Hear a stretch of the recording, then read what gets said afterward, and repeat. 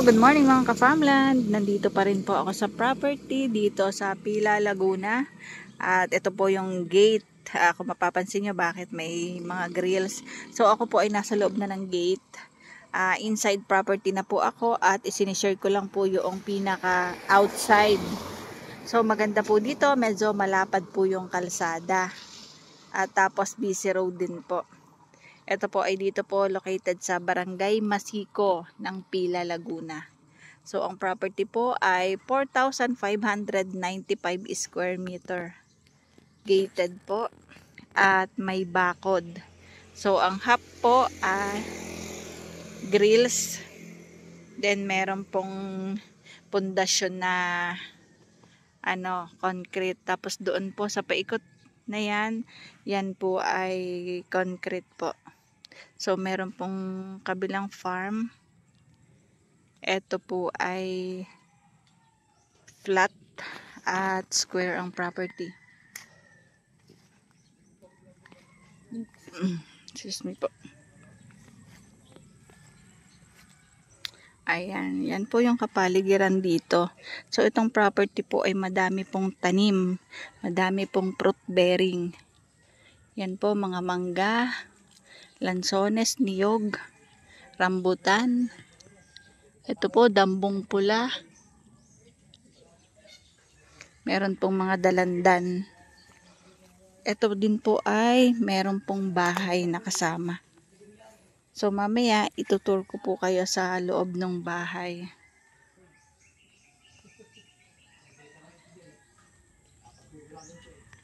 Ayan po yung bahay.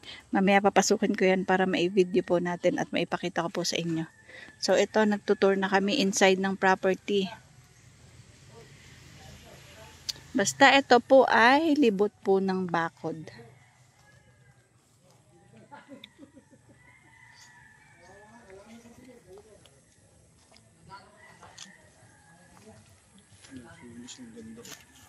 Ayan, madami pong lansones, tsaka po guyabano, ang daming bulaklak, oh.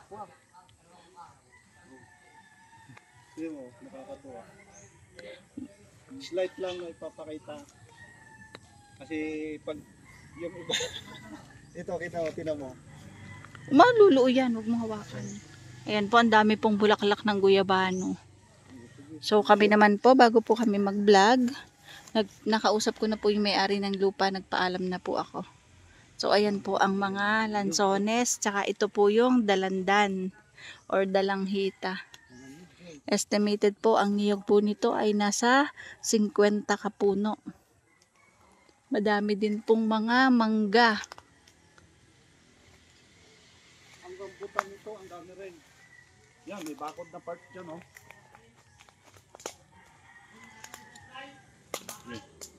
Isa, na. Ayan po yung pinaka-boundary ang pader. Ito po mangga, mukhang ito dwarf. Ayan po, yan po yung pagitan ng property. Patag ang property, square, at saka po fruit bearing.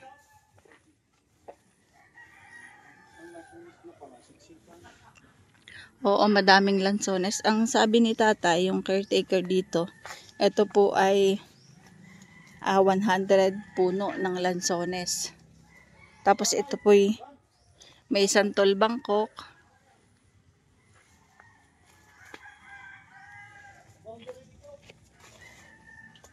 Ayan, may bakod na barbed wire yung boundary. Square nga.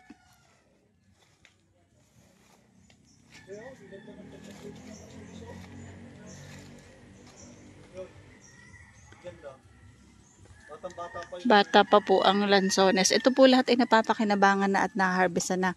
Yun nga lang po, pinapaharvest po ng may-ari ng lupa, pinipick up dito at iniluluwas nila. So wala pong napunta dito para po pakiyawin or hindi po ibinebenta sa iba nung namamahala dito. Kasi kinukuha po yan nung may-ari ng lupa. So ito po, santol Bangkok.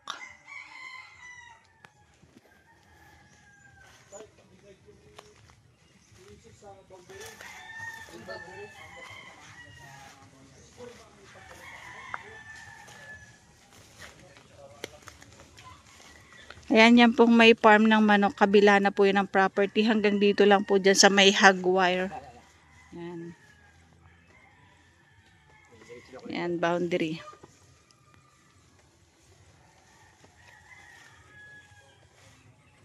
Yan, padiretso hanggang doon. So, malayo pa tayo doon, ano? Sige, una ka po at ako po'y susunod. Ito po ay 4,595 square meter ang total.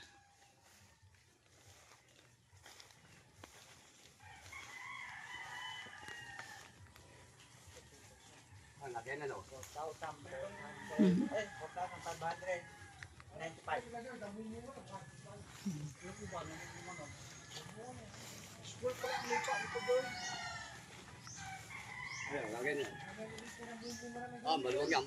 Yan. Yan po, basta yan ang boundary. Meron pong libot po ng bakod. Dito sa likod, ang nakabakod po ay mga hog wire. Yan, madami pong tanim na pwedeng pakinabangan. Meron pong mga saging, saging na saba, lakatan. Yan po ay dito po sa barangay ng Masico, Pila, Laguna. Estimated po na layo nito from sa municipality ng Masico or sa bayan, sa Palengke, sa Jollibee, at malapit po dun sa ginagawang ospital ng Masico, 3 kilometers po. 1.5 kilometers naman papunta ng Wilcon.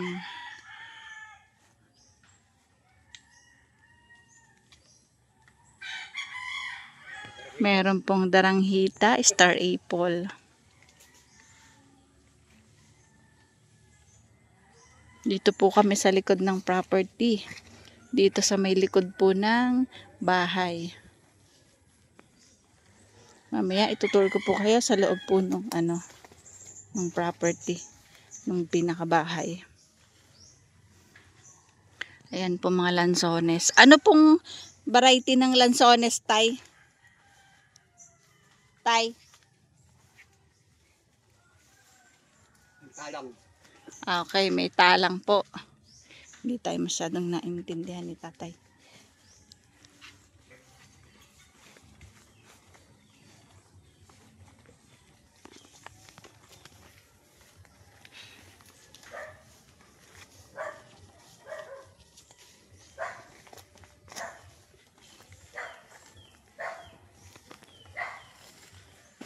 Kami po ay iniikot po namin ang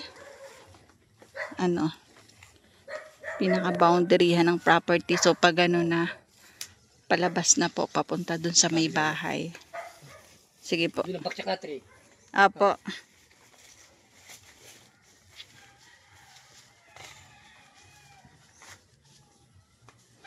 Ito po yung 4,595 square meter. Siksik po sa tanim. So, hindi po lugi yung makakabili nito.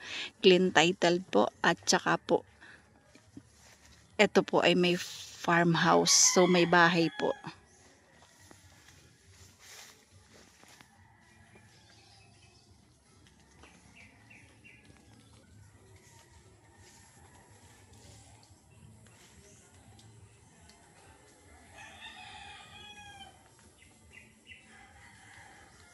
Flat ang property at halos square po yung shape. Yan po ang boundaryhan. Apo, yung bakod. Yan po yung bakod ng property. So, papunta po doon.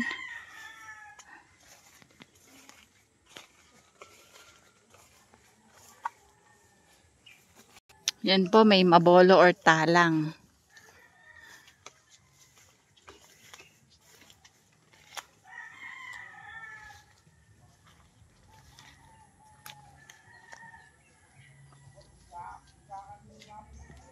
Daming lamok.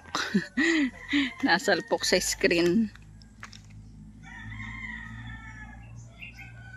Ayan, hanggang doon po yung property sa may yero. Ibakod na yero. Tay, ano mangga ito? Anong klase? Ang taas eh, oh. Yan po yung boundaryhan.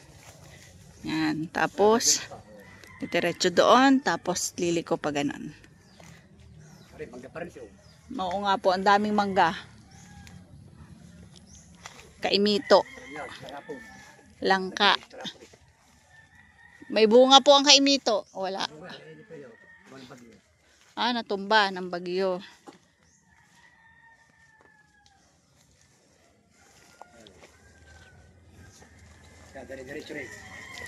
Ayan. Kung makikita nyo po, ito po ay siksik sa pananim. So, may abukado po. Madami pong abukado. Dahil bunga, oh, malalaki na. Kaya lang mataas.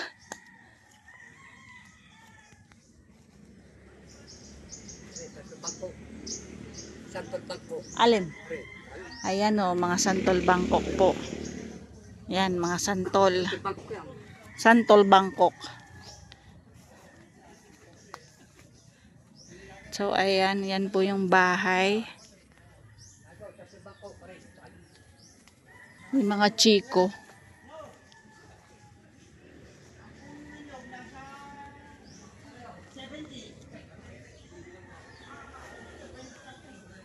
Binilang ni kuya ang puno ng nyog at yun daw po ay may 70 kapuno ng nyog. Meron pong lokban, meron din po itong source ng tubig. Ayan po.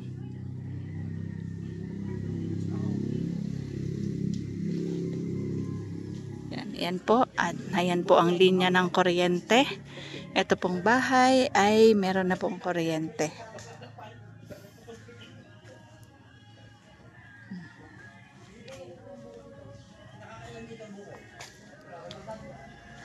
So, minsan ang buko po na harvest po ay nasa 500 piraso.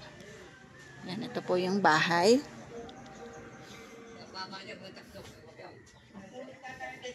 Meron pong duhat.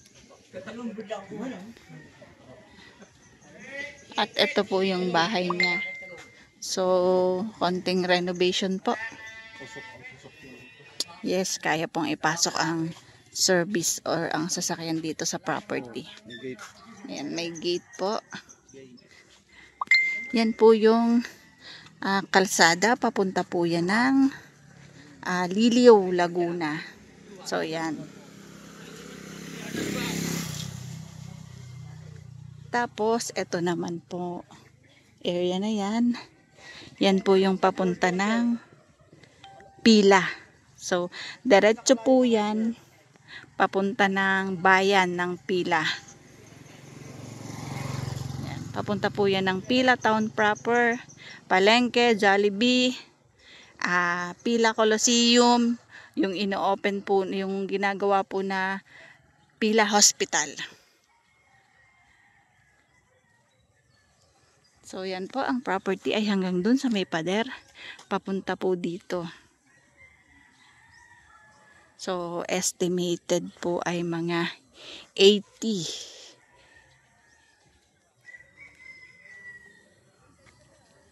50. Hindi, mga 60 meters po kasi ito yung poste ng kuryente.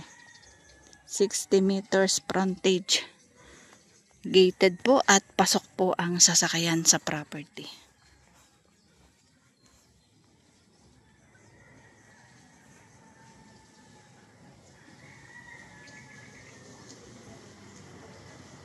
Yan po yung property. So, tayo naman sa loob ng bahay. Itutur ko kayo papasok sa loob ng property. So, ang boundaryhan hanggang dun po. Yan, sa may pader. Yan. Yan po yung papuntang town proper po ng Pila. So, tara. Pasok tayo sa loob at dun sa loob ng bahay.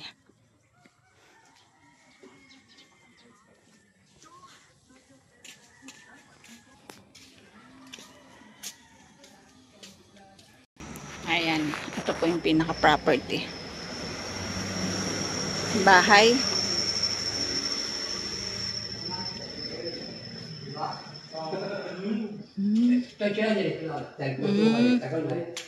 Ano parang Rekwento.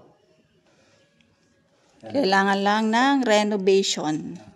Para sa... Ay, wala bang ilaw dito? Open. Wala. Need lang ng renovation itong bahay. Paano yung mga gamit? Kasama na kaya? About po sa gamit dito kasi meron pong bed pa doon, yung papag. Hindi ko po nalinaw sa may-ari kung kasama pa yun. So, konting renovation kasi yung tiles ay na ano na.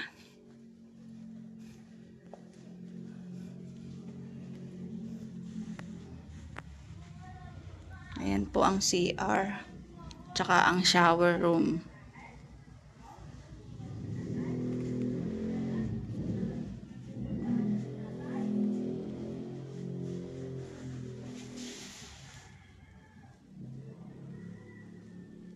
Okay. Kasi kagawang tao ito, kabila. Yan, ito po yung loob ng bahay. Kailangan pong ipa-renovate. Kasi matagal pong wala nang nakatira. Kaya nasisira po ang bahay pag walang nakatira. 2 kwarto ang bahay. Ayan mga ka-farmland. So hanggang dito na lang ang aking video. So paano mga ka-farmland? Bye-bye po. See you for the next videos. Maraming salamat po sa aking followers, viewers, subscribers.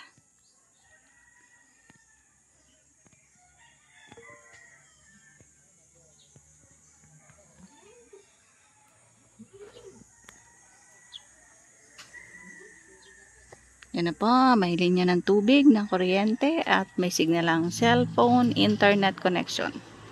Pwede pong mag-alaga ng mga kambing.